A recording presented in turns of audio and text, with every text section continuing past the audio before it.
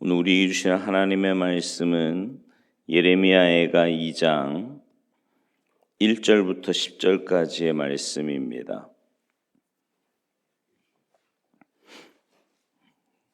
예레미야애가 2장 1절부터 10절까지 우리 한 목소리로 봉독하시겠습니다.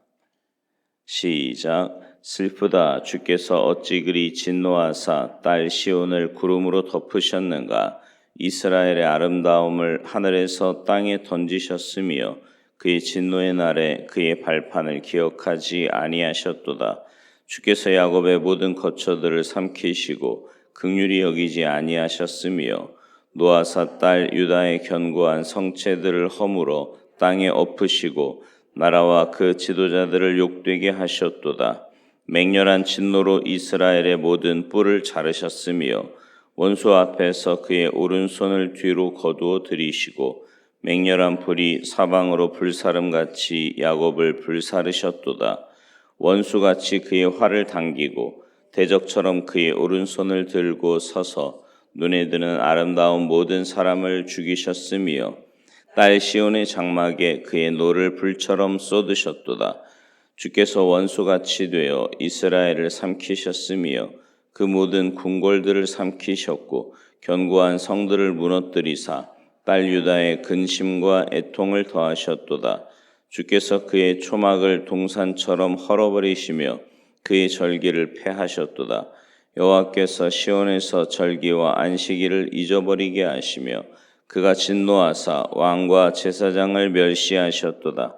여호와께서 또 자기 제단을 버리시며 자기 성소를 미워하시며 궁전의 성벽들을 원수의 손에 넘기셨음에 그들이 여호와의 전에서 떠들기를 절기의 날과 같이 하였도다.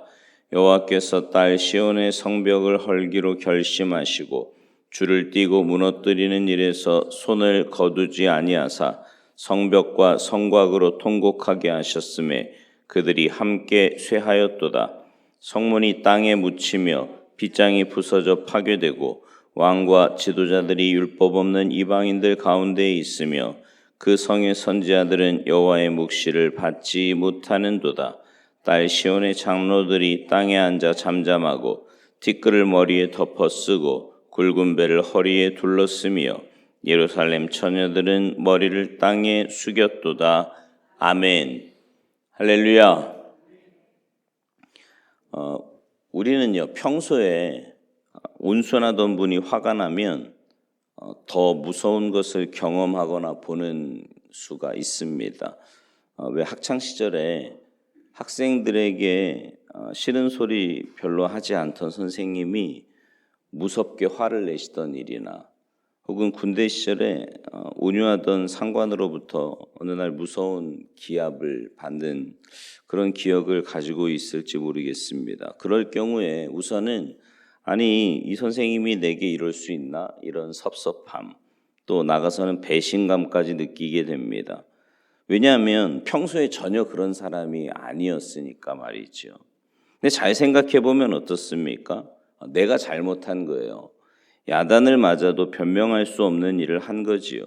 그 선생님이 그렇게 화를 낸 것이 정당한 것임을 알게 되고 시간이 흐르면 내가 그 선생님을 그렇게 노하게 한 일이 송구스러워지지요. 이스라엘 백성들이 그랬습니다. 이스라엘에게 있어서 주님은 목자였습니다. 목자 가운데서도 선한 목자였지요. 양들을 위해 목숨도 버리는 그런 분이셨어요. 근데 지금 어떻게 되었습니까? 5절 말씀대로 주께서 원수같이 되었어요. 가장 무서운 분이 된 겁니다. 원수들 앞에서 나를 보호해 주시던 분이 이제는 원수가 되어서 나를 향해 활을 당기십니다. 그러면 어떻게 돼요? 이제 모든 것이 반대가 되는 거예요.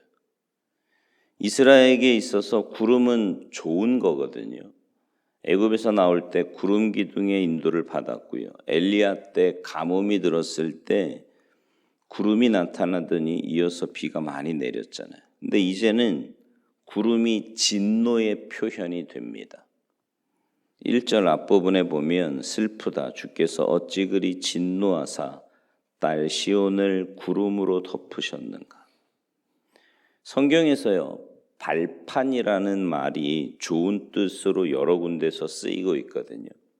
근데 오늘 본문 1절 뒷부분에 보면 하나님께서 발판을 기억하지 않으신다 이렇게 말씀합니다. 이스라엘이여 때때로 구원의 뿔로 묘사됩니다. 성경에서 뿔은 힘과 권세를 가리키는 말이거든요. 근데 하나님께서 이스라엘의 모든 뿔을 자르셨어요. 하나님의 오른손은 권능의 손입니다. 그런데 오늘 본문 3절 중간에 보면 하나님께서 그의 오른손을 뒤로 거두어 들이신다. 그러니까 원수들이 기다렸다는 듯이 몰아닥치지요. 예레미야는 지금 주님이 원수같이 되었을 때의 일을 아주 생생하게 묘사하고 있습니다. 중요한 것은 그 밑바닥에 깔려있는 가르침이에요. 그 밑바닥에는 주님께서 이렇게 하시는 것이 정당하다, 그런 의미가 깔려 있습니다. 예레미야는 주님이 하는 일은 공정하다. 너희들이 이와 같이 야단 맞은 일을 했다. 그러므로 불평할 것 없다. 이거 말하고 있는 겁니다. 이걸 말하기 위해서 생생한 묘사를 모두 동원하고 있는 거지요. 설교를 시작하면서 평소에 온유하던 선생님이 심하게 야단칠 때 우선은 야속하지만 잘 생각해 보면 내가 야단 맞은 짓을 했고 그 선생님이 이렇게 노여워하는 것은 정당한 경우가 많다는 이야기를 했습니다. 우리는요, 그런 날이 있음을 알아야 합니다. 어떤 날이요? 진노의 날이요. 주님께서 진노하시는 날입니다. 성경 여러 군데 진노의 잔이라는 말씀이 나와요. 주님께서는 이 진노의 잔이 차기까지 기다리십니다. 이 진노의 잔이 차는 날, 가장 온유하시고 가장 자비로우시던 주님은 가장 무서운 분이 되는 거지요. 주님께서 너무 사랑이 많으시기 때문에, 주님께서 노하시기를 더디하시기 때문에 우리는 이 진노의 날이 있다는 사실을 잊어버리기가 쉽습니다. 그러나 여러분, 아닙니다. 진노의 날은 계속 채워지고 있는 거예요. 여러분, 우리는 심판의 날, 진노의 날이 있음을 알아야 합니다. 그날의 날은 어떻게 될 것인가? 그날에도 구름은 여전히 나를 안내해주고 내가 바라는 비가 온다는 것을 알려주는 고마운 존재가 되어야 돼요. 그날에도 나는 여전히 주님의 발판으로 인정받을 수 있어야 합니다. 그날에도 주님의 오른손은 여전히 권능의 손으로 나를 보호하고 있어야 돼요. 그날에도 주님은 원수가 아니라 목자로서 나를 인도하시고 보호하시는 고마운 분이 되어야 합니다. 그러려면, 그렇게 되기 위해서는 지금 내가 경건하게 살아야 합니다. 그렇게 되기 위해서 지금 주님의 자녀로서 할 바를 다 해야 되는 거예요. 바라기는 주께서 원수같이 되지 않고 변함없는 목자가 되는 삶을 살겠다고 다짐하는 저와 여러분이 되었으면 좋겠습니다. 오늘 본문 7절 이하에는 이제 무너지는 것들이 많이 나오거든요. 7절에서는 하나님의 제단, 하나님의 성소, 궁전의 성벽, 8절에서는 예루살렘의 성벽, 성벽과 성곽, 9절에서는 성문, 빗장이 부서지고 파괴됩니다. 그 가운데서 가장 큰 비극은 뭐냐면 제단과 성소가 파괴되는 거예요. 궁전이 무너지고 성벽이 무너지는 것도 사실은 굉장히 큰 일이고 충격적인 일이지만 성전이 파괴되는 것은 가장 충격적인 일입니다. 또 오늘 본문에는 여러 계층의 사람들이 이제 슬퍼하는 일들이 기록되어 있는데 9절에 보면 왕과 지도자들, 선지자들, 10절에서는 장로들과 예루살렘 처녀들이 제 할 일을 하지 않고 슬퍼하는 일이 기록되어 있습니다. 여기 10절에 나오는 딸 시온의 장로들은 종교 지도자들이라는 뜻보다는 일반적인 지도자들, 원로 계층이라는 뜻을 가지고 있어요. 그 가운데서 가장 비극적인 것은 선지자들이 묵시를 받지 못하게 되는 겁니다. 종교 지도자들이 제 할 일을 하지 못하게 되는 거예요.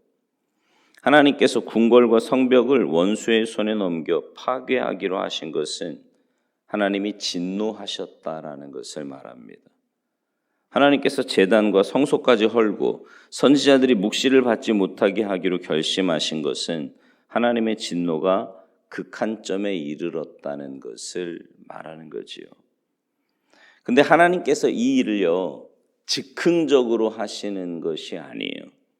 8절에 보면 여호와께서 딸 시온의 성벽을 헐기로 결심하시고, 그렇게 말했습니다. 결심하셨어요. 여러 번 망설이다가 이런 결심을 하셨을 겁니다. 또 줄을 띄고 무너뜨리는 일에서 손을 거두지 아니하사, 여기 줄을 띄었다 그랬어요. 측량을 해가면서 치밀하게 파괴한다는 뜻입니다. 그러니까 하나님이 하시는 일이 즉흥적이거나 감정적인 것이 아니라는 것을 알 수 있지요. 하나님이 우리에게서 여러 가지를 거두어 가시는 일이 있거든요. 때로는 건강을, 때로는 재물을, 하여튼 내 주변에 내가 아끼고 사랑하는 것들을 거두어 가실 때가 있습니다. 굉장히 어려운 일이지요. 그런데 여러분, 하나님께서 만일 믿음을 거두어 가신다면 그것이야말로 가장 어려운 일입니다. 혹시 하나님께서 지금 다른 것은 좀 거두어 가셨어도 믿음을 거두어 가지 않으셨다면 여러분 감사하시기 바라요. 그 믿음을 지킬 때 하나님께서 다른 것도 돌려주십니다. 돌려주시지 않으면 다른 것으로라도 갚아주세요.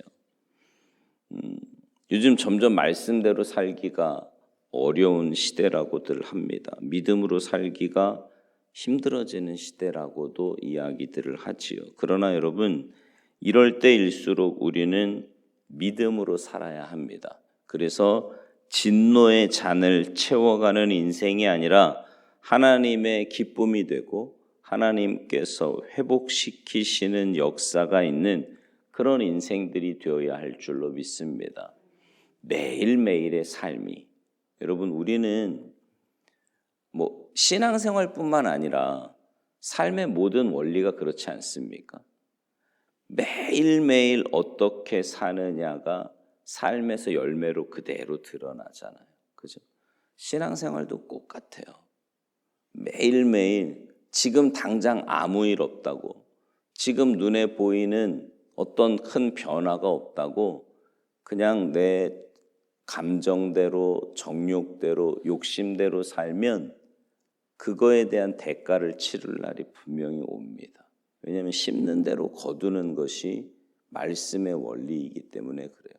반대로 지금 당장은 아무것도 없는 거, 무슨 기도 응답도 없는 것 같고 하나님의 역사도 없는 것 같고 별것도 없는 것 같아도 매일 이렇게 새벽마다 주님 앞에 나와 예배를 드리고 또 말씀과 기도 가운데 주님을 만나고 주님과 교제하고 믿음으로 주님의 뜻을 행하며 살면 거기에 맞는 하나님의 또 응답하심과 역사하심이 우리의 삶 가운데 있게 될 줄로 믿습니다. 두 가지 길이 있어요. 우리 앞에는 늘 생명의 길과 사망의 길이 있고요. 축복의 길과 저주의 길이 있어요. 선택은 내가 하는 거예요. 그리고 그 선택에 대한 책임도 내가 지는 겁니다.